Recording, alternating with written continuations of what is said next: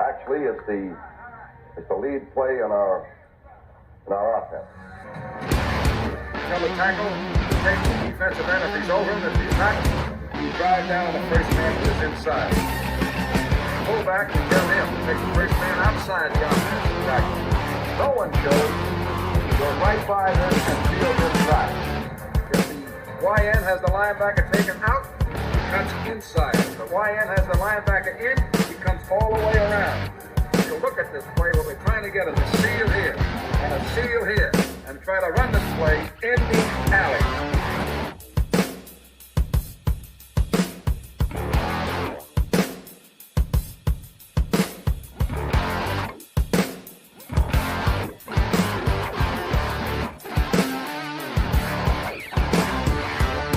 Hey, what's up, guys? Welcome into Packers Total Access. My name is Clayton. You can check us out at packernet.com. You can find me on Twitter at Packers_access. I'm joined alongside tonight for a brief moment here, our Packers insider, Mr. Paul Bretl. Of course, you guys know him on Twitter at Paul_Bretl. He also writes at Packers Wire and Dairyland Express. Paul, how you doing today, bud?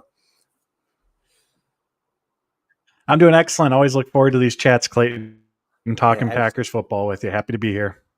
Awesome. Well, hey, let's kind of kick it off with a new signing that the Packers made. And I know some people are more excited than others, but I wanted to kind of get your take on it. And actually, Jacob, one of my co-hosts, brought it up and was like, hey, man, see if Paul has any info on this Christian Young, the safety linebacker, type hybrid.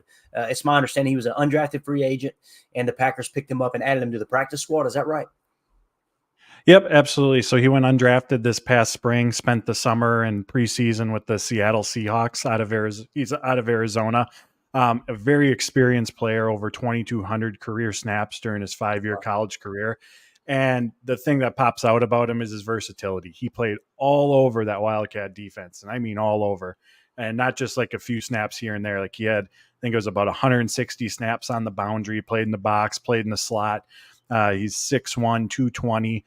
His overall relative athletic score didn't leap off the page, but he ran a 4.6 40, which he was a safety at Arizona, but 4.6 40 for a linebacker. I mean, that's cruising at a pretty good clip. So he's got some speed to him. Obviously been added to the practice squad, like most, I should say, undrafted rookies, guys on the practice squad. Special teams are going to be what keeps him around. Given the Packers linebacker depth that they have on the 53-man roster. They currently have 5 with the addition of Christian Welch, and Welch has over 900 career or close to 900 career special team snaps in the NFL. So again, this is to add depth to the practice squad with Welch on the 53. The Packers did not have a linebacker on the practice squad. So especially think about, these practice squad group for the scout team stuff that they go through practice, the reps that they need, they want to try to cover as many of their position bases as possible. So Young's going to provide that. And when the news came out that they signed him and I did a quick write-up, one thing that I added that I'll touch on here is versatility is great. As they say, the more you can do, but for a young player, especially one in the midst of a position change. Again, he was a safety in college. He's switching to linebacker. He's got box snaps under his belt, but he's a full-time linebacker now. Versatility is great, but as a young player, you got to become good at one thing first. You got to be functional in one area where the team knows that, even if it's in practice as the practice squad guy, that they can rely on you on and utilize you in. From there, that versatility can then be maximized by they add more to your plate. But look at like Tariq Carpenter. I think he's a good example of this. Super versatile. Played safety, played linebacker. He even mentioned last season there were some practice reps at edge rusher. Like that versatility is great. But at the end of the day, if you can't find that one thing that you can do well or consistently, I should say, it becomes a lot harder to stick around. Yeah. And I feel like we saw an example of that with Tariq Carpenter. And again, I'm not comparing, saying that Christian Young is going to have that same outcome. But when we're talking about versatility, I think that's something that's important to remember because it is exciting to see. It is exciting to have that element. But for a young player, they got to find what they're good at first, become reliable in it, and then the team will give you more of those responsibilities. Yeah, definitely. It's kind of like what Kyle Shanahan said on the play callers. He said, you may not be able to do everything, but you better be able to do something, right? At Mhm. least one thing. So good stuff, man. Yeah, it was intriguing, that signing. And immediately we'll just kind of get into the questions that we were going to chat about here. And it kind of it's somewhat thought provoking when you think about, okay, they signed a safety linebacker, hybrid.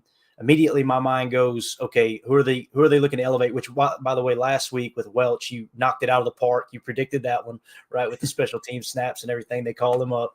And one of the players that didn't practice yesterday, quote unquote practice yesterday, right? Because Bill Huber did an excellent job getting that Mhm. information out to us and kind of this little mock injury report, if you will.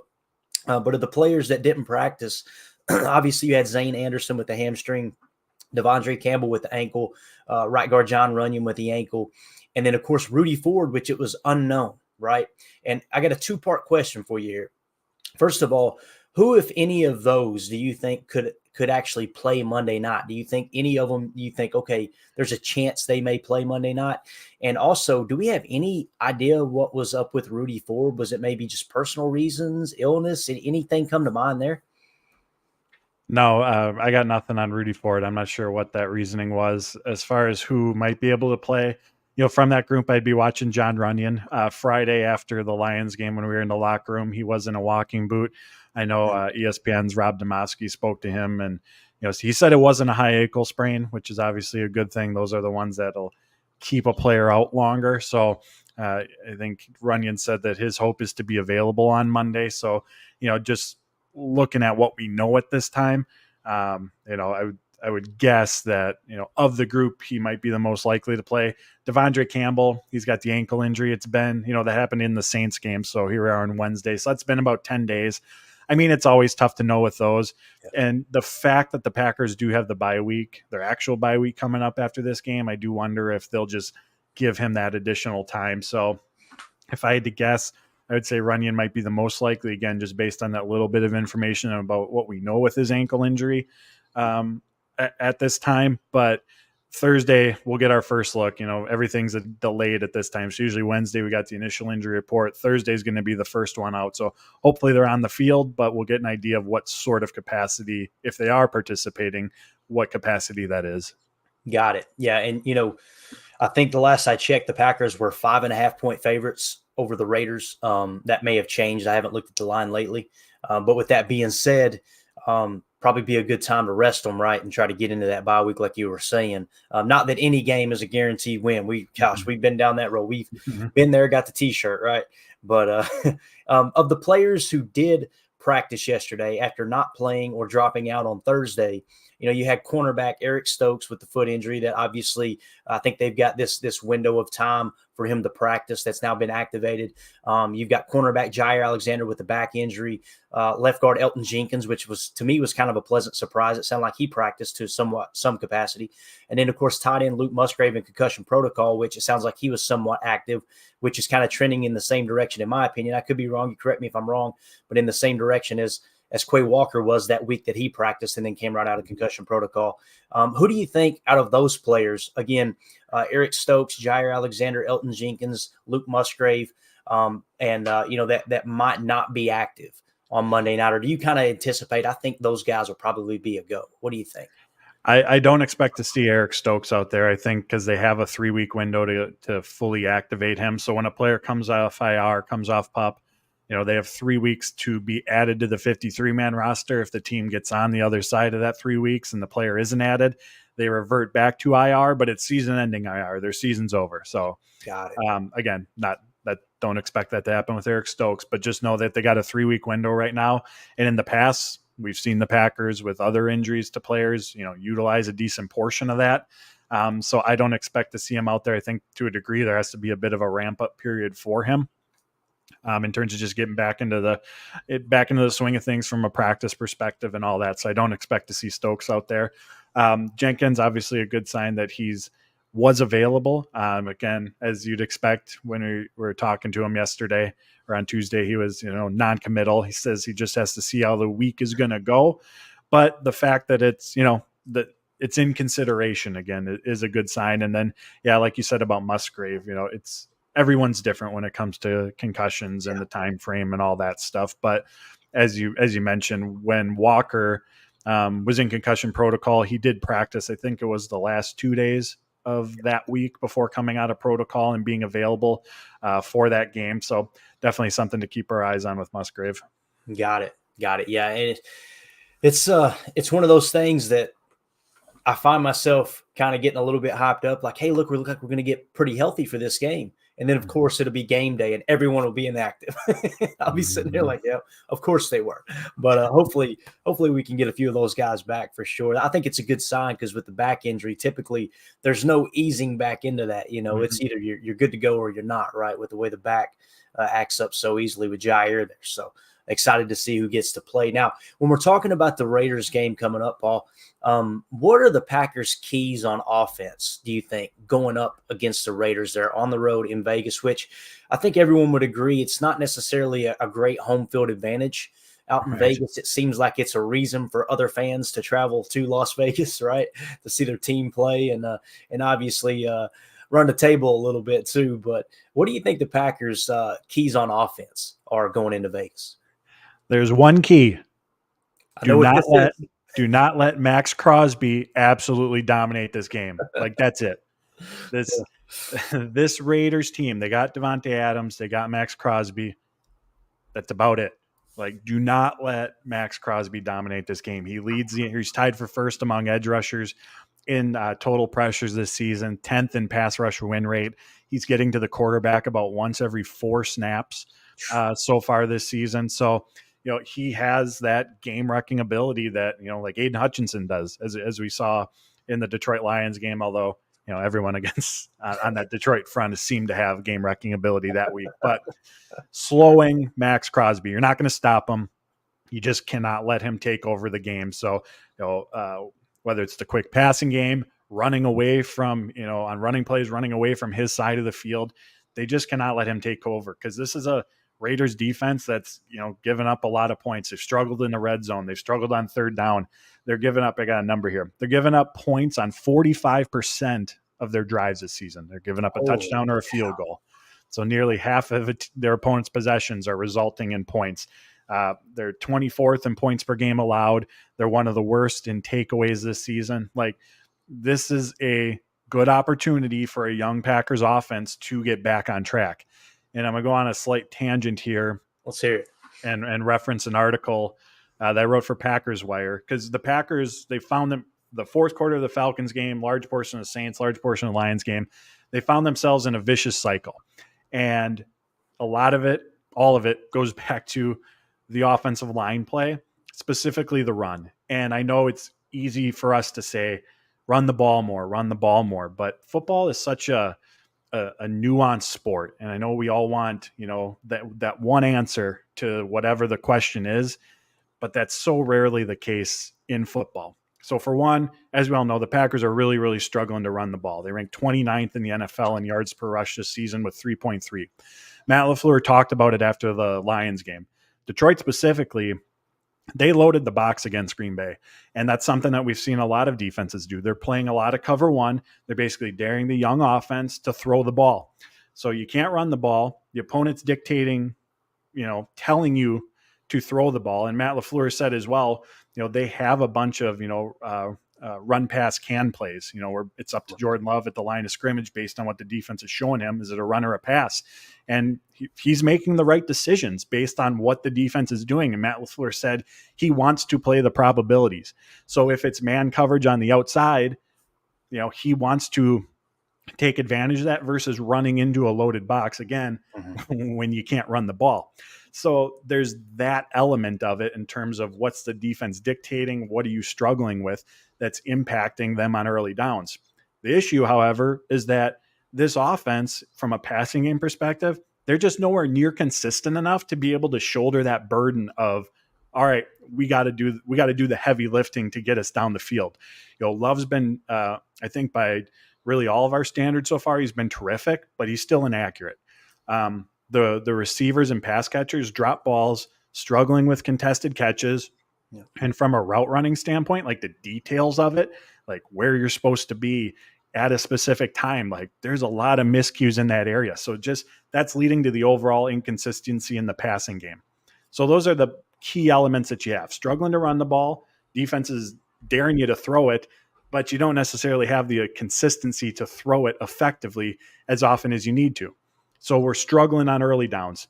Now we're in second and longs, third and longs. Love is completing 46% of his second down passes this season. They're in predictable passing situations. Defensive fronts are pinning their ears back. The defense is in favorable matchups. It's tough to move the ball. It's resulting in 3 and outs, short drives, punting it away. Packers defense takes over. As we all know, they're struggling with the run game, struggling to get stops. And if we look at the Falcons game and the Lions game specifically, those two teams had 200 rushing yards on Green Bay. The average play difference between the Packers and each of those opponents was 25. So the Falcons and Lions ran on average 25 more plays than the Packers. They held the ball for almost 15 minutes longer than the Packers in those games. It's hard to win those games when the discrepancy in those categories is that big. Yeah. So everything I just mentioned on offense, your defense isn't getting off the field. They're giving up points. The offense gets the ball back, and just repeat everything I talked about, except now add in that they're down 7 points, down 14 points, which then hurts your ability to lean on the run game more. Yeah. You know, Matt LaFleur said, referencing that Lions game, like, things got out of hand so quickly. It was 24-3, and the Packers ran 11 plays on offense. Right. Like, it's hard to get the run game going when you only have 11 plays. And for a LaFleur offense that, you know, builds off of itself. We all know the passing game builds off the running game, but concepts that he's showing the defense in quarter 2, he's going to show them again in quarter 3 and 4. But the how the play unfolds is going to be different. Again, to catch the defense off balance, to give them something that, I think I know it's coming, and then the Packers do something completely different. You can't do that if you're going 3 and out, 3 and out, 3 and out. So, end rant. That's just the tangent I wanted to go down, because it's such a vicious cycle that we're in, as we've seen, and a lot of it getting fixed. Yes, do they have to? You can't become one dimensional. If the defense is forcing you to throw, you still got to run, because you can still generate play action if the defense thinks you're going to run in a certain situation. You have to get your playmakers the ball. Aaron Jones, Christian Watson, and Matt LaFleur talked about that. They got to do a better job of, even if it's manufactured, even if you got to scheme something up just to get Jones the ball in space and let him do what he does, like, they have to be better about that. There's absolutely things that they can do from a game plan, from a coaching standpoint, to be proactive to try to help this along. But also, players just got to execute better. Yeah. Like the receivers, the tight ends, they got to be where they need to be in their routes. Jordan Love has to deliver more accurate passes consistently.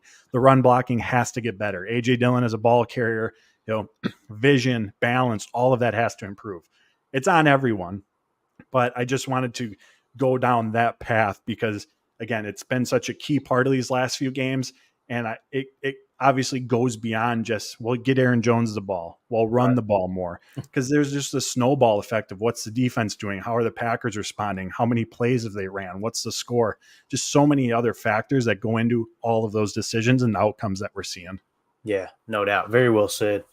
Very well said. On the defensive side of the ball, what are the Packers' keys on defense going up against the Raiders' offense? And the last I heard, it was sounding like, at least from the point spread, that Jimmy Garoppolo probably not going to be playing in this game. Do you feel like that's the case? And if so, or if not, what do you think the Packers' keys on defense are in Vegas?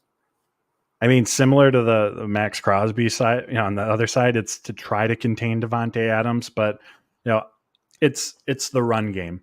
It's now or never for this group. They've had the mini bye. We know everything's under a microscope. Matt LaFleur's talked about it. They can't be so rigid, hanging in that shell coverage that Joe Barry loves. And, Matt LaFleur brought Joe Barry here to run that. Right. But again, says you can't be so rigid that you only stick with it. LaFleur mentioned changing the philosophy, again, going back to that shell coverage and not being so rigid with it. So we know that there's these active conversations about it. Barry said he's gone back and rewatched every run defense snap this season multiple times over the weekend when, the players had off. We know that they're really evaluating it. So if you are taking that approach one, are we going to actually see those changes and see them take place consistently? You've had additional time to prepare, and you're going up against, statistically, the worst rushing offense in football. Sounds like a trap, Paul. It sounds like a trap. Yards per carry, DVOA, like you add all that together, and if this unit still cannot stop the run, like I said, it's now or never. They're either going to, or I don't know when it's going to happen. I guess never, based on the now or never. But so for me, that's the biggest thing that I'm watching. I mean, yes, limit Devontae Adams. You got to do that. He's playing so good right now. He's playing excellent football. Can absolutely take over the game. But more than anything, do they do something different from a run defense standpoint? Are they better at stopping the run? Joe Barry can dial up, put them in the right situations, but we got to see tackles made. We got to see guys getting off blocks. Like, that did not happen in the Lions game. Basically, when a Green Bay Packer defender was engaged against Detroit, he was out of the play. Like, they got to be better setting the edge. It's on the players too. It's everybody, the coaching staff, the players. So that's what I'm maybe watching the most, just because it's right for them. Like, this is that this is their bounce back performance. Like, you truly probably couldn't draw it up in terms of who you wanted to play, having additional time to get ready for it. You probably couldn't draw it up much better than this for this unit to go out and hopefully perform well in that capacity. So that's what I'll be watching. And I think where Joe Barry could really be tested, again, they got Devontae Adams. It could be real easy just to say, we're going to sit in our quarters coverage. We're going to take away the big play, keep everything underneath, and just not let the big play happen. But we know that's what the Packers like to do. That's when they get ripped apart in the run game. So there's going to be a real battle as well between, all right, maybe here's what we should be doing versus here's what we like to do. So again, just really curious to see how that unfolds as the game takes place. Yeah. And as it starts to unfold, how quick are we willing to adjust the game plan if things aren't going as planned, right? That's the other thing too. When people are asking me who's to blame, my answer, Paul, is take your pick. Like, I turn on the tape and I seen safety rotation. I seen them loading the box at times. I seen a 4-man front. I seen these adjustments. But then when they made the adjustments, you had guys missing tackles. And then there was other times, like in that goal line situation where they got caught in the nickel, which obviously they're in 11 personnel, but coming right back onto the field, the defense, you got to know, okay, we're inside the 10 here. Probably need to go with a heavier set. It's just everything's a bit of a mess. But at the same time, it would be so easy for this team to be 3-1. That's what's crazy. Like, with everything that's gone wrong, they could still be 3-1 in a blink, which is wild. But Paul, we can't thank you enough, buddy. You're awesome. I know you're taking time away from the Brewers game here, so it looks like they're actually leading 2-0 right now. So good news. All right. Yeah, so we'll let you get back to that. Paul, you're the best, man. Thank you so much, guys. Follow him at Paul_Bretl. Again, check his writing out at Packers Wire and Dairyland Express. He's our Packers insider. Paul, thank you so much, bud. Appreciate it, Clayton. Take care. Have a good night. All right, now we bring in Jacob from the Packernet Fantasy Podcast after Paul came in here and sprinkled a little knowledge on us. Jacob, how you doing, Bubba? Doing great. It's always good to hear from Paul. He's very knowledgeable. I will say, he said, I believe that Christian, what was the guy's name? Christian Young. Young, yeah. He's got him listed. Well, I saw one clip that they have here listed at 6'3". I know he said it was 6'1", so I'm interested to see what the difference is. Yeah. And that depends on what day of the week it was, right? It's so weird how they can fluctuate, like 3 or 4 inches. Like, it's crazy. Yeah, it's like me coming off this food poisoning, man. My weight's already fluctuating. I promise you that. We're back in the saddle, Tim. Tonight we had steak tacos. We had a daddy soda. Mandy made Halloween cookies, bro. My stomach's hurting for reasons tonight, but we're back in the saddle. I see you're not on a snap count, huh? You're just going, no, you're going right in. Full participation, man. Full participation. I love it. Appreciate everybody in the chat. I wish we could get everybody's questions to Paul, but unfortunately we got that limited window of time, and I've already sent him over some questions. It sucks because I see the questions coming in the chat, and I'm like, that's way better than the question I had. I wish I could ask that. So I need to start asking the listeners before we even schedule it. But yeah, I like this right here. We were talking about the injury report, and Stephen Smith said, send them all saltines, Blake. That'll fix them right up. I'm telling you, man, saltines saved my life, dude. Ain't no No doubt about that. Emilio said, dude, the Halloween cookies. Come on. The cheaper, the better, too, man. The cheapest ones in the grocery store always taste the best, man. That's the trailer park Emmy. Anyway, let's do this, man. I want to get your all's take. Jacob, you heard that whole interview. Tim, did you hear it too? Yep. Okay, cool. Let's just kind of get maybe one takeaway from each of you that Paul hit on there. Jacob, you go first, buddy, if you don't mind. What stood out to you? Anything catch your eye? Because the thing that caught my eye or my ear was kind of like, I think I'm getting a little too excited about, what we heard as far as injury news yesterday. And we'll find out, like you said, tomorrow when the injury report drops. But immediately as he's talking, I'm going, are we going to see Jair Alexander and Devontae Adams a little bit Monday night? That would be exciting, right? But what stood out to you, Jacob? No, that's definitely something I'd be interested to see. With me, it was how he mentioned Elton Jenkins and how he was obviously back to practice. I did read an article as well that said that he's going to be forced to be wearing a brace. And when he was asked about that, he said that he did have to do it when he was at Mississippi State, and that he doesn't like it, but he's done it before multiple times and he's not really worried about it. So that's encouraging. So I'm just wondering, with all that being said, it's such a Packers move to flirt with him. Oh, he's going to play. And then they're going to keep him out Monday just so they have that extended time. They roll into the bye week. To me, that's more logical what I think the Packers will do, but it is nice to think, like, what if he could come back, re-solidify that left side of the line.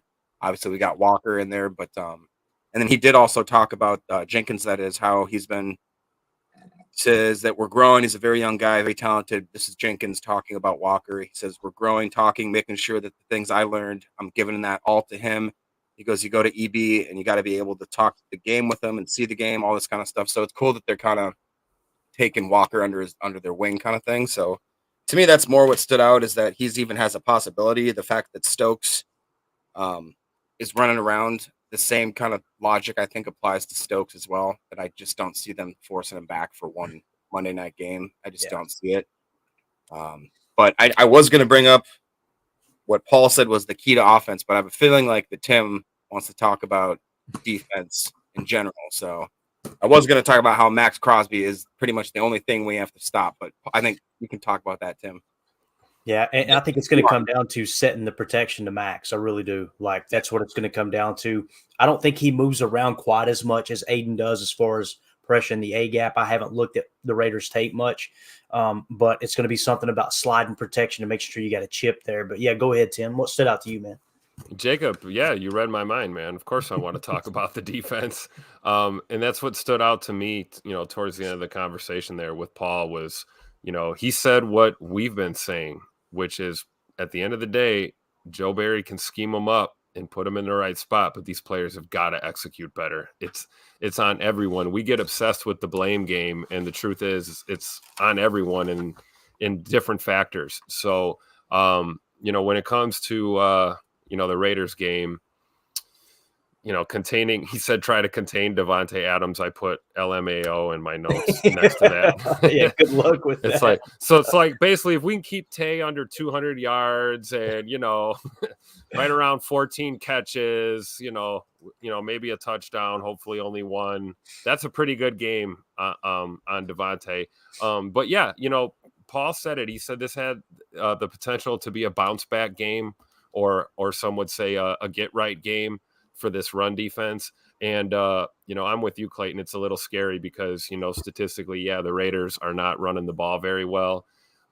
So, we should be able to handle the run on Monday night, but both fingers are crossed, guys, that we actually do that. And as far as, I'll speak a little bit, to Max Crosby, just to jump on the other side of the ball real quick. I think you're right, Clayton.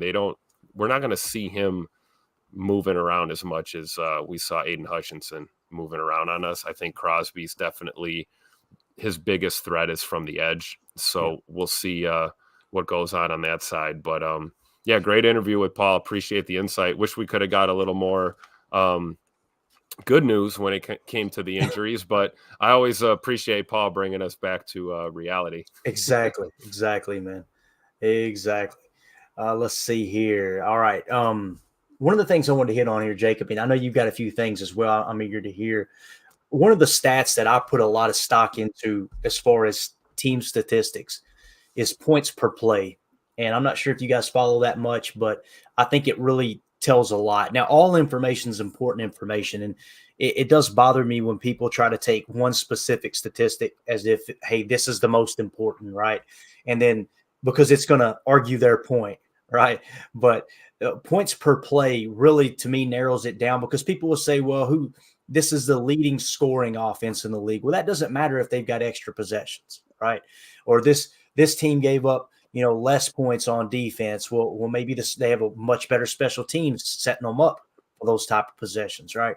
So I like offensive and defensive points per play. Here's how we stand right now on offense. Green Bay is currently 7th in the National Football League in points per play. That really caught me off guard. I'll be honest with you. I was like, holy cow. So they're at 0.43. That's 7th. So they're behind. You got Miami in first place, Buffalo in second, San Francisco in third, Seattle in fourth, Denver in fifth, which we all know Denver is, they're having plenty of opportunities to try to score points, and they're trying to chuck it down the field. So they're probably going to have a few more points per play with that. And then, of course, Dallas and Green Bay, right? So that kind of caught me off guard. And when you look at it, too, from this perspective, in 2022, Green Bay was 0.35, okay? So we're 0.43 at this point right now. Granted, it's just a quarter of the way, a little less than a quarter of the way through the season. But in 2022, we're outperforming the offense from 2022. That was kind of exciting to me. But what do you think about that, Jacob? And do you feel like that's what you've seen on the field this year offensively? Because it almost feels like, I don't want to say it feels like the offense has struggled, but when they struggle, it's really, really bad. But then we come out in the third quarter and we play lights out, right? Yeah, I think it's been confusing all the way around. That statistic plus a lot of the love statistics, specifically with this PFF grade, it's like the same thing. You see him and you're like, man, like half of that game was okay, a quarter of that game was awful, and a quarter of that game was amazing. You know what I mean? So then the numbers are so hit and miss in between there. And that's kind of the same thing. I didn't see it might have cut it off. Where are the Bears on that list? Just so I could. They actually weren't as far as you would think they were, but I do remember, I can't scroll down now. Right. I want to say they were around 23rd or 24th. Yeah. I mean, I guess pretty low, but it sticks out is if you look at that top 15, I'd say that 10 of those 15 are what you would consider the more dominant teams in the NFL that have the biggest playoff potential. So it's encouraging to be at the top of the, top third of the league for sure. Mm-hmm. And it does kind of put a little bit of the ease, or put a lot of the worries, I guess, maybe a little bit to bed of like, are we just a statistical anomaly? Be kind of like almost like how the Vikings were last year. They're 13 odd win team, but there was a lot of coin flips, a lot of luck that was involved in that. And this seems like it's a little bit more solidifying that maybe Love and the offense, like you said, they've been put in some weird positions. I know we've had certain run backs. We've had a lot of weird penalties, a lot of kind of weird positional stuff like that maybe could sway that number. So I'm excited seeing that. It gives me a lot more confidence. And then, like you said, we could be 3-1 at this point going into a game where if we're beat the Raiders, which I think we should, going into a bye. Can you imagine if we were 4-1 and oh my God, we'd be insufferable, dude. You kidding me? We'd be like, come on. Got another Hall of Fame quarterback here, Tim. You kidding me? What do you think about that offensive points per play, though, Tim? Oh, I agree with Jacob, man. Being in that company can't be understated. I mean, obviously, this is just a metric that we're looking at here. Right. But, numbers don't lie. And we're already, a quarter of the way through the season, we're seeing an improvement already. I will say that I think a lot of it is probably due to kind of what you guys had just alluded to, which is, we're getting a lot of our offense on these kind of like, I don't want to call them chunk plays because they're not all chunk plays, but we get these like sporadic spurts of phenomenal offense in between this horrendous, what the hell's going on out there offense. And so I think that's kind of where we see these numbers. I mean, I think time will tell, but I think the Packers are going to improve as the season goes on, which is what I hope for. We got an early bye. We're already dealing with injuries. I'm with you, Jacob. Let's get this dub going into the bye week, get some rest because it's a grind fest on the way out. And, seasons ebb and flow. You want to be that team that's getting hot and getting healthy going into, week 15, 16, 17, trying to make that playoff push. So I'm excited to see this team grow as the season progresses for sure. Yeah, no doubt. Amelia on the chat said a lot of chunk flags we're getting. LOL. Hey, I'll tell you this, man. When I went back and did the chalk talk on Detroit game, nothing ticked me off more than the play where, and granted, I think it was still an interception, but when they tripped Devontae White and they didn't even call it. And right in front of the official. And the offensive line wasn't like he just a little subtle, like he looked like a swan or something, the way he was dressed. How do you miss that call? And maybe it was one of those that the official had his hand on it, but it's picked off. Okay, let's just keep it put away. It could have been. I like to give. He was beat though for sure. Oh, I mean, yeah. Devontae Wyatt totally roasted that guy, and that's why you have to trip. That's what's so tough, man, about this defense, because you see them rush the passer, and it's like, holy cow, all the way across the board, they're so talented. But then when you get up against the run, it's like you just see them getting drove backwards. It's important to be balanced. It really is, man. Hopefully they can get that together. Let's go to points per play on the defensive side of the ball. Okay, look at Dallas, guys. 0.18. That is wild. Absolutely wild.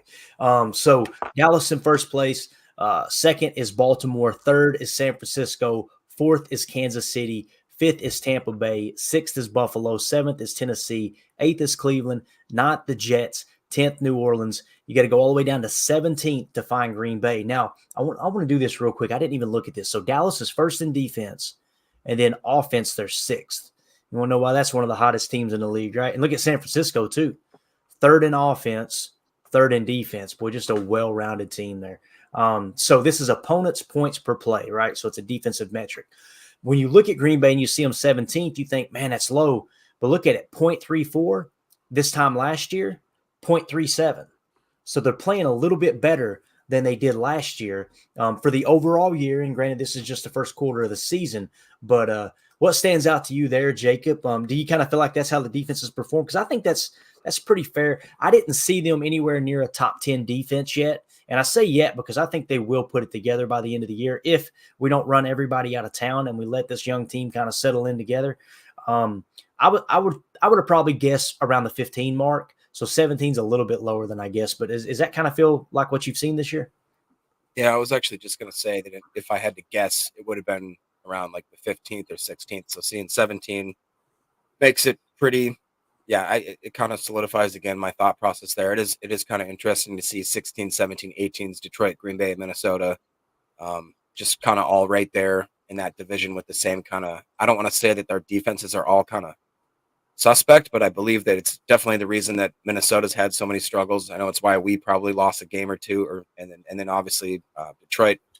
What was the one loss they had again? I can't remember off the top of my head, but I'm actually a little bit more shocked that Detroit's defense isn't a little bit higher because it seems like they've just been making more plays, but maybe that's just the recency bias that I got. But smoke of the battle on you, right? Yeah, I'm not disappointed at all, especially when, like you said, you compare and contrast to last year, because I remember at this point in the season last year, I wasn't freaking out pulling my hair out. I wasn't screaming fire Barry. I know I wasn't necessarily excited about his Packers defense, but I feel like we're always going to be lacking a little bit in that area unless we start really coming out the gate strong. But right now I'm content. I'm not going to, I do have some interesting facts we can talk about later if we have time. Yeah, absolutely. I can play devil's advocate as to that whole Barry situation again, but cool. Yeah. So Tim, here's the, like I said, the defensive metric, opponents points per play. That kind of seem about right to you, Green Bay being 17th there? Sure does. And to your point about Dallas there up at the top, I think that speaks a lot to Dan Quinn as a defensive coordinator. I think he's probably one of those examples in recent memory of a guy who had his struggles as a head coach and is clearly better fit as a coordinator in this league. And Dallas's defense is testament to that. With that being said, Green Bay, to me, I look at the talent that we have, and there's no reason we can't produce at that level eventually, is what I would say. I do see them, like the rest of this team, improving with time. And it starts by being better against the run and doing the simple things like winning your matchups, refusing to be blocked. Paul spoke about this earlier. When we were blocked against Detroit, we were out of the play. And, the great players in the defenses of this league, they refuse to be blocked, and they will get off of that block and get involved, get out there and hit something. So I think technique and, more reps for the younger players will go hand in hand, and hopefully improvements will come. But I think we're spot on with what we're seeing right now, just due to the inconsistencies, especially, like we said, with the run defense. And, all we got to do is try and hold guys to less than 3 yards a carry would be a pretty good start to just kind of, putting the effort in to slow that run game down. And hopefully we'll see that Monday in Vegas. Yeah, definitely. Boz in the chat said, good D coordinator, talking about Dallas. No Diggs. Parsons was hurt the last game, still held to 3 points. And that's coming off a game, too, the week before, if I remember correctly, Boz. They ran right at Micah Parsons. The team adjusted, and they ran it right down Dallas's throat. Dallas lost, came back, rebounded. Bill Belichick of the Patriots seen that game plan and said, all right, we're doing that. They adjusted perfect and came out of the gate and like I said, kept the Patriots out of the end zone the entire night. I want to hit this real quick. Jeffrey in the chat said, Jordan Love turned down a couple open looks last week. I love his demeanor, and the kid works his arse off. He is going to be a good one. We just need to be patient. And Emilio followed that up and said, yeah, Jeffrey, like I've been saying, they've only had 200 to 250 snaps at live game speed together. With that said, I do want Jordan to take control and set his own protection now that we're a few in. I think it's going to be key, man. I really do. And I don't know if they're going to pull the trigger on that, Emilio, but I think I don't think he even has happy feet. I just think that you can't go hot on a passing play if you don't 100% know where the protection is, right? Just I'm going to drop back and everybody should be protected. I should be protected, right? And again, we're not in that room, so there may be a little check there between him and Myers, but it sure doesn't look like it from what I can see. So, all right, Jacob, let's hear what you got, brother. I know you had a few fun facts here. Let's hit it. Well, I don't know how fun they'll be, but we can. You guys let me know what you want to do. We could either look over some interesting stats and grades that maybe will sway people's opinions of what the defensive coaches have been able to do, or we could look at the article where it talked about it says 4 Packers offseason decisions that have already looked like a roaring success. We could be quick or as short as you want to be with all this too. So I'd like to hit that article because, this time of year, one of the things that I like to do, I like to go back and look at my draft board and say, okay, which rookies are performing that I had graded really high and what moves did we make? Because you guys remember in the offseason, I'm just going to do a quick little refresh. In the offseason, I was screaming at the top of my lungs, listen, guys, we need us a center. We need us an interior defensive lineman because I hate to say it, but I said at the time in the offseason, Kenny Clark doesn't look like it for that dominant interior defensive line. And, of course, we need a safety, right? Those are the 3 things that I was screaming. Obviously I was high on the tight ends in the draft. But let's hear it, Jacob. What's the article say, man? All right. So, first of all, that's an article from Fansided. Again, it's called 4 Packers Offseason Decisions That Already Look Like a Roaring Success. It was authored by Freddie Boston. Freddie Boston. Good old Freddie boy. Freddie B. Number 4, replacing Crosby with Anders Carlson. And then it just quickly has a little notes. Carlson is 14 of 14 total kicks. Long of 52. I think he's been good from another few over 45 to 50. And for something that I sat here on this stream multiple times and said, this is crazy. I don't know how we're going into this season with this dude, with no backup, with no. And how many times did I try and calm you down, Jacob? And how many times did people say this kicker is going to cost us at least one game, right? Well, he could. I'm as guilty as anybody. I have, and that's one of my sneaking worries for this week, because if you guys maybe didn't notice, we're obviously going into Las Vegas to play the Raiders, and right now the starting kicker of the Raiders is Anders' older brother, Daniel Carlson. I'm wondering if this will have any sort of new nerves or weird brotherly ego stuff that, dynamic that is thrown in there. I know that I have a little brother. I will always want to beat him in everything. To this day, he'll never beat me in anything. And he has that same kind of mentality, you know what I mean? So I wonder if there's that weird Kelsey brother dynamic going into a game like this where it could mess him up, give him some jitters, give him the yips a little bit.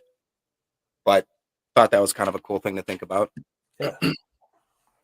We can go on to number 3 if you guys are cool with that. Yeah, let's do it. This was one that Clayton basically already had. It says making significant changes to the interior defensive line. And it says basically the moves from moving on from Dean Lowry and Jerron Reed, and then making that leap in the draft, even last year, getting obviously Devontae Wyatt, but then re-solidifying it with Wooden and Brooks. And like we talked about, they've obviously struggled in certain aspects, especially the run game. But Wooden has 1 hit, 1 tackle for a loss with 3 pressures. Brooks already has 2 sacks. Wyatt has 2.5 sacks. As far as the pass rush goes, they are up there, especially Wyatt, in the upper echelon as far as pass rushing D tackles in the league, which is pretty impressive and exciting to see the potential there. Yeah, definitely. Good stuff, man. Good stuff. Marbley in the chat said we might have to trade up if we want a dominant interior defensive lineman. Yeah, where we've been drafting, we're kind of just off the cusp of that top tier. Now, I think that we were within not the top tier, but the top current tier, I should say. There were a few options that we had as far as prospects where we drafted this past year in the first round, where it was like, okay, yeah, we're right there. Now, when you talk about the year before, when you take Quay and you take Devontae Wyatt, obviously they had a high enough grade to justify staying put and taking those guys where they did.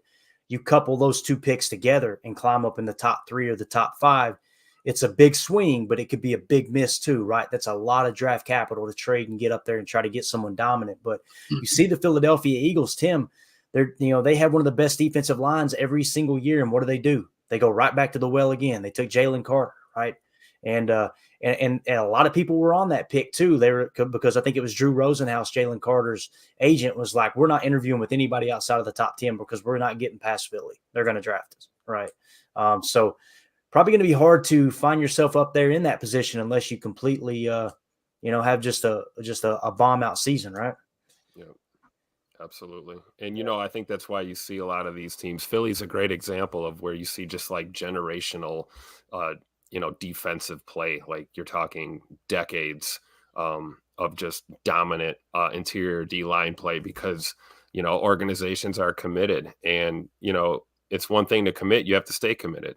I think with the Packers, we've had an emphasis these past few years on edge, and edge has improved for the most part. But that interior D line is, I think, still a work in progress. But like Jacob just mentioned in this fan-sided article, I mean, it's certainly one of the things that has improved. So, thank God. All respect to Dean Lowry, but glad we moved on. Yeah, no doubt. And same thing with Jerron Reed, which we knew that was going to be a rental. Did you see, though, Jerron Reed right now is currently the number 1 ranked special teams player in the NFL. Is he really? Yeah. Got like a 91 grade or something. I was like, really? He's been on only like 13 field goal snaps or something. So, yeah. Well, we got Dallin Levitt, so we're all good. Oh God! Do you want me to breeze? Show, guys. Thanks for tuning in. We're out of here. What else you got, Jake? All right. So number 2, drafting Jaden Reed and my man Don Wicks. Obviously, Jaden Reed was drafted in the 2nd round. Wicks in the 5th. As of right now, Reed has 12 receptions, 203 yards, 2 touchdowns, averaging 16.9, which highlights what Dead Fish just brought up there about how we're getting the ball down the field there pretty aggressively. Even a guy like Tay Wicks has 6 receptions, 85 yards, 1 touchdown, 3 very long pass interference calls, and I believe a few that could even be over 20, but there was like 3 of them that were over 40, which is kind of fun. I mean, that's at some point, that's not just luck. It is him breaking and having a good route, whether or not the ball's overthrown or underthrown. He's forcing the defense to grab, so that's great. And then he also just randomly, I couldn't believe it, but Tay Wicks right now has the 3rd most snaps at wide receiver.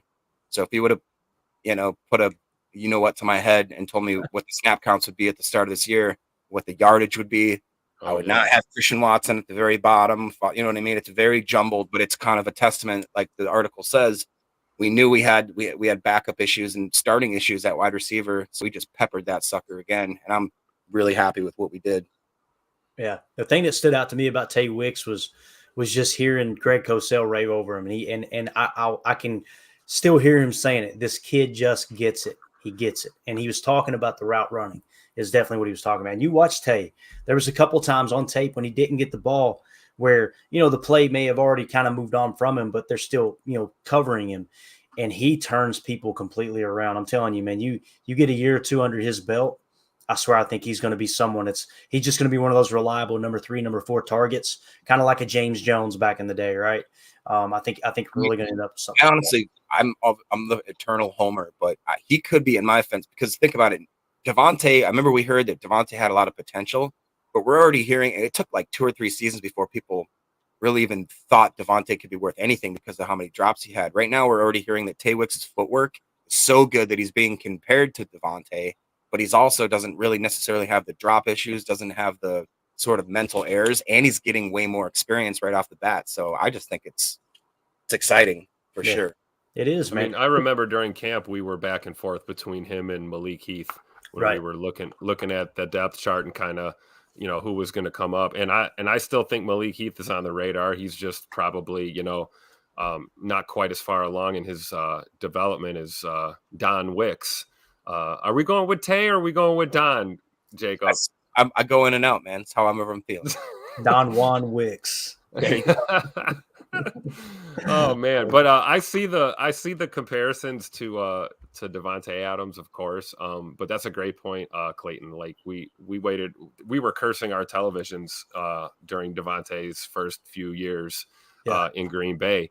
And it reminds us all that we have to be patient with rookies, even with guys like Jaden Reed, who look like studs right out of the gate. And Tay Wicks as well. So time will tell. But again, he's another one of those, like, I love seeing him get these reps, and pretty soon you're going to see him running free, and he is going to get those targets. And, it's going to be exciting, man. We're going to be a really, really deep receiving core in the next few years. I really, truly believe that. Yeah, I can see that too. And especially if Tucker Kraft comes on at the tight end position behind Luke Musgrave, I still, man, there's been multiple opportunities where Jordan has missed Luke. Even, I don't know if you guys seen on the Chalk Talk against the Lions, there's a couple of times they had him in a leak. And if Jordan if he makes it to that progression and pops over to the leak, Musgrave in space, that dude could very well be one of the top 10 tight ends as far as statistics if things go just a little bit different early in the season, for sure. Emilio also in the chat said we are 28th NFL team opponent plays per game at approximately 70 per game so far this year. That's a rough number. One is Buffalo at approximately 50. And then he also said, Emilio said, we are 27 in offense NFL teams plays per game at 57.8, where top 3 are at 70 per game. And that is a huge differential, man. And it makes all the difference in the world. It really does. Jacob, what else you got, man? Did you have something else you wanted to hit on too? Am I thinking right? Well, this is just the last number 4 or number 1, however you want to look at it, for the article of the top 4 reasons or top 4 offseason decisions that are already looks like a roaring success. And it goes into line with what you were just talking about, Clayton. It's replacing Tanyan, and I'll add in Mercedes Lewis with Luke Musgrave. Just right off the bat, if you want to compare apples to apples, Tanyan at this point in the season, he's got 2 receptions for 18 yards, guys, and he's on that Bears team with Mercedes Lewis, just drowning to the bottom of the ocean like there was a time. And got Luke Musgrave, as Clayton talked about, and they mentioned it in the article, how he should have probably another 80 yards receiving and probably 2 or 3 more touchdowns at least. So if you put that in perspective, he still at this moment has 12 receptions, 125 yards. And this is what's crazy, guys. I could not believe this stat. At this point, he is on from week 1 to week 4. So up until this point, he is the 5th most receptions for a rookie tight end up to this point in the season, like I said, in the last 10 years. He's on pace to break Evan Ingram's record if he can stay healthy, maybe get a few of those luckier passes coming his way. He's going to be, if he really steps it up, he could be on pace to beat that Kyle Pitts record.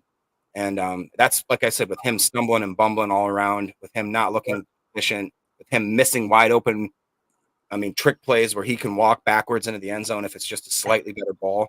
And when you look at his fantasy football stats, which I know doesn't equate to anything real, but like you talked about, he's already right now, I believe he's like ranked 12th or 13th, depending on if it's a standard or a PPR league.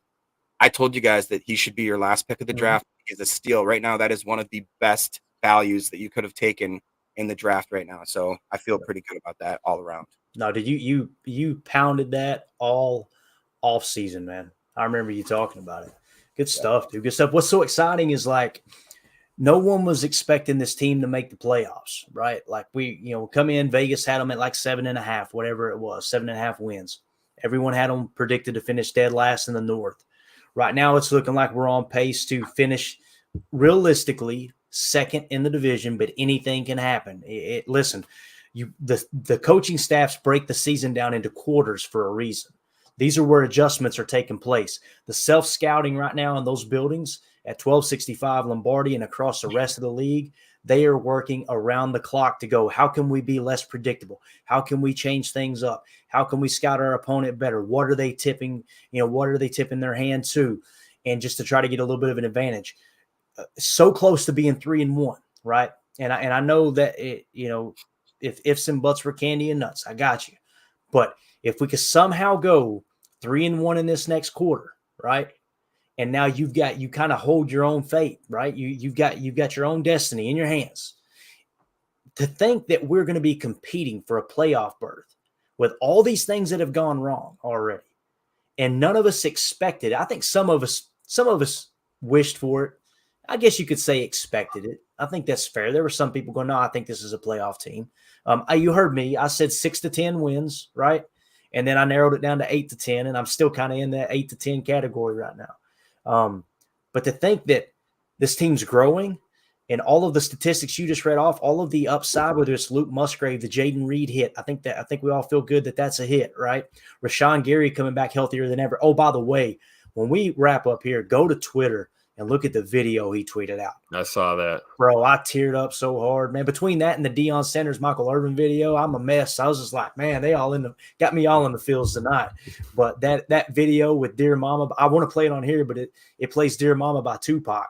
And it's copyright funny hit. Yeah. Oh, dude, it was perfect, man. Because that song like means a lot to me because I was a big mama's boy. You guys know I lost my mama to an overdose a couple years ago. But when Thomas Austin, one of the listeners of Packernet After Dark and Packernet in general, he messaged me the other day and said, Clayton, man, I need your top 10, not even necessarily a top 10 playlist. He said a top 10 playlist, right? What's your songs? I bet he was thinking this dude's a psychopath because I had everything. I had country. I mean, I had Kenny Chesney next to Tupac. I had it all, bro. It was all covered. But Dear Mama was one of them in there. And when Rashawn Gary posted it, I was like, God, I wish I could share that on the show, but we will get hit with a copyright from the grave. I'm just telling you right now, bro. That would hit so hard. Or is it from the grave? Yes. Corner. Oh. By the way, did you guys see the arrest? Yep. I don't know. Jacob said, I don't know. Do I need to cue up the conspiracy music here, Jacob? Might need to. I don't know. Yeah. So anyway, we won't get into that. It's a Packers podcast. Hey, but you know what? I got something back on topic then if we want to stay there. You just said 3-1 in the next quarter, right? So yeah. So Vegas, Denver, Minnesota, and the LA Rams. Now you're gonna tell me we can't go 3-1 down this stretch. I think we go 4-0 if we awesome. get it together. A bye week coming up after Monday Night Football. Hopefully, we had this little mini bye coming off the Thursday game, so hopefully we can stay healthy in Vegas. Knock on wood, and then come back out and we've got to win. We got to beat Minnesota. We cannot drop another divisional game for sure. But I mean, Denver, that's a win. Minnesota should be a win, and I don't think honestly there's a reason we shouldn't think we can beat the Rams right now too. So yeah, how do 3-1 is possible. You agree with that, Jacob? You want 3-1 in the next 4 games? Yeah, I do. And then what's even better, if you look at the next 4 games, I think we could easily go 2-2. And then the last 5, I think we could win out easily. I think we could either win out or win 4 or 5, or worst case 3 or 5, and then we're right there. We're a 12-win team. I mean, that's insane. The youngest team in the NFL. What else could we ask for with the opportunity to go into the last month of the season playing for something, playing for a playoff berth? That's so exciting. And hopefully by that time coming to the complete realization that, hey, Jordan loves the guy, right? That's what we're hoping for, right? We just want him to prove it on the field and everything. I'm trying to figure out what I was trying to read back here. United Bates, thank you for the super chat. He said Myers at Emilio. I'm not sure what he's referring to. Can you help me out with that, Jacob? You usually go. Emilio has to drink every time somebody says Josh Myers. Oh, So gotcha. if Wow, you scroll hey, look, down, Emilio says, darn we it. are not going to be responsible for that. No, that alcohol poisoning. Bates just got Emilio hammered Yeah. right there with one super chat. I love it. Well, United Bates, $5 isn't going to get Emilio out of the clink if he gets out of control tonight. All right, so we're going to need a little bit more than that. But with that being said, I think we're wrapping up here as Emilio goes on his bender. But appreciate everybody in the chat, man. You guys have been awesome tonight. Great comments, great conversation. We're at the 1 hour mark. Jacob, you got anything else you want to hit on? Any parting thoughts or anything else you want to cover real quick before we go? I honestly could go on for a freaking another hour. So tomorrow I'll probably bring some of this stuff and we can go over some of that. It's stuff that won't age. Shouldn't have any problem aging a few days here. I will say though, we talked about on our side how the key to the game, Paul Bretl mentioned it, is stopping Max Crosby. He's been a freak of nature, but he's kind of their only freak almost in general, other than Vontae Adams on that team. You could say the same thing if you reverse the kind of thought process there. Their starting right tackle was horrible last week. Gave up 6 sacks, I believe, to Khalil Mack. I don't know if it was him specifically, but I know that he gave up an insane amount of pressures. The dude has like a 47.5 pass blocking grade and like a 50-odd run blocking grade. So I just look for the fact that if they can't shut down Rashawn, I think they're in much more trouble than us having Zach Tom going against Crosby. And Crosby is amazing. I think he's top 5 in the league right now as far as PFF is concerned. But to me, the more than them having to take notice or than we having to take notice of Crosby, I think that they need to take notice of Gary. So that's my theory.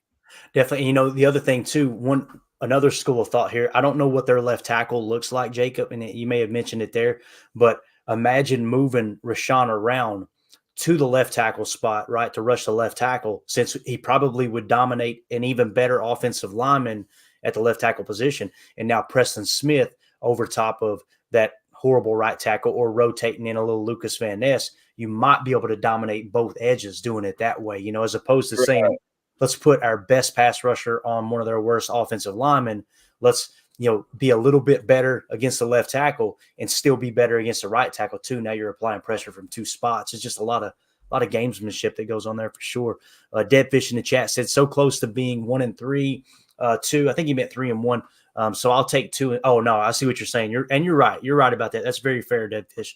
So close to being 1-3 too. So I'll take 2-2. Future opponent records 20-32. So we got games we could win coming up. Absolutely, completely agree with that. And then Jeffrey in the chat says, love the show, love the people in the chat. Always a great time. Thank you. The reason the chat and this show is so awesome is because of all of you guys, man. Just watching you guys interact and the conversations you guys start. Just love how everybody respects each other too, man. That's what this is all about. Tim, what do you got? Parting thoughts, buddy? Just real quick, talking a little bit about Paul's comments earlier when we were talking about Christian Young, and he was speaking about young players needing to be good at one thing first and then building that versatility. I think to your point, Clayton, as far as moving these guys around on the edge, I would love to see Rashawn and Preston Smith jumbled around. But I think LVN is getting to that point where, maybe it's time, like you said, it might be time to let him go ahead and breathe down that offensive line's neck a little bit, kind of like Aiden Hutchinson did to us last week. So looking forward to the game, guys. Looking forward to being back with you guys tomorrow night and continuing to talk ball. Yeah. Absolutely. Absolutely. Emilio in the chat said, thank you, Jeffrey, for not mentioning the man of the hour. I'm going to be tossed. And that man of the hour is, say it together, Josh Myers. Myers. Hey, we appreciate everybody in the chat. We'll be back tomorrow. Same bat time, same bat channel. We'll have us an injury report. United Bates, you do it to me every time. Every time. We got a super chat from United Bates.